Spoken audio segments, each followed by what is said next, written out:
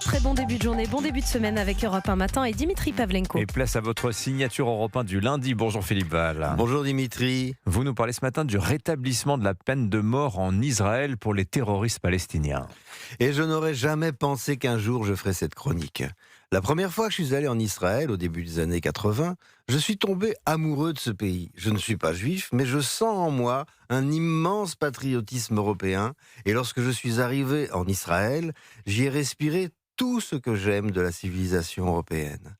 J'ai pour Israël et son peuple un profond sentiment de fraternité et d'identité partagée. Lorsque j'ai lu que la Knesset avait voté par 63 voix contre 48 le rétablissement de la peine de mort pour les terroristes palestiniens, j'ai mesuré le danger dans lequel se trouve ce pays que j'aime. Et de quel danger s'agit-il ? De celui qui pèse sur tous les pays confrontés au terrorisme. Le danger de ressembler à nos ennemis et de répondre à l'horreur qu'ils suscitent par une horreur équivalente. Or, ce qu'Itamar Ben-Gvir, le ministre auteur de la loi, ne verra jamais parce qu'il est aveuglé par sa mégalomanie religieuse, c'est que la pire des malédictions des victimes de la barbarie, c'est de ressembler à leur ennemi. Ben-Gvir, dans son désir de rivaliser avec les barbares du camp d'en face, se promène en arborant à sa boutonnière un nœud coulant. Et, après le vote de la loi, il a sabré le champagne à la Knesset. Alors on pense à Robert Badinter qui s'est battu toute sa vie, Philippe, pour l'abrogation universelle de la peine de mort. Et oui, évidemment. Et pendant le procès du bourreau de Lyon, Klaus Barbie, Robert Badinter avait découvert l'ordre de déportation de son père signé de la main de Barbie. Comme il évoquait devant moi cette histoire tragique, je me souviens comme si c'était hier qu'il avait conclu en disant « Barbie n'a pas été condamné à mort, mon père aurait été fier de moi ». Je n'ose imaginer ce qu'aurait ressenti Robert Badinter en apprenant ce vote de la Knesset. Alors, une partie de l'opinion israélienne, Philippe, se sent outragée par ce vote.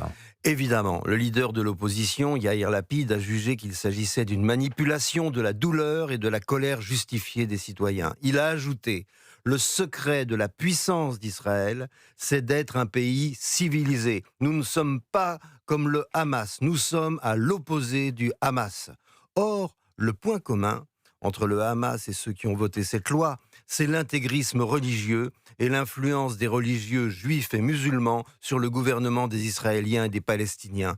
Ils condamnent la région à une guerre aussi éternelle que la divinité qu'ils prétendent servir. Heureusement, il reste le recours de la Cour suprême israélienne, Philippe. Oui, et on voit mal cette Cour suprême avaliser une inégalité de droit en raison de l'origine. Il y a quelques années, j'étais coloréat d'un prix avec Mossab Hassan Youssef, fils d'un fondateur du Hamas, qui a choisi de servir l'État d'Israël. Il disait « Toute mon enfance, on m'a répété que le problème du Moyen-Orient, c'était Israël. Aujourd'hui, je suis convaincu qu'Israël n'est pas le problème, mais la solution du Moyen-Orient. » Fin de citation. Des institutions démocratiques, une presse libre, la liberté d'expression, une justice indépendante. J'imagine sa déception en apprenant qu'une loi permettrait de condamner à mort des terroristes s'ils sont palestiniens. Et évidemment, les ennemis d'Israël se réjouissent. Eh oui, et c'est la raison pour laquelle on ne cessera jamais de dénoncer ceux qui s'indignent de cette loi, mais qui oublient de s'indigner de la barbarie du Hamas et du terrorisme du Hezbollah.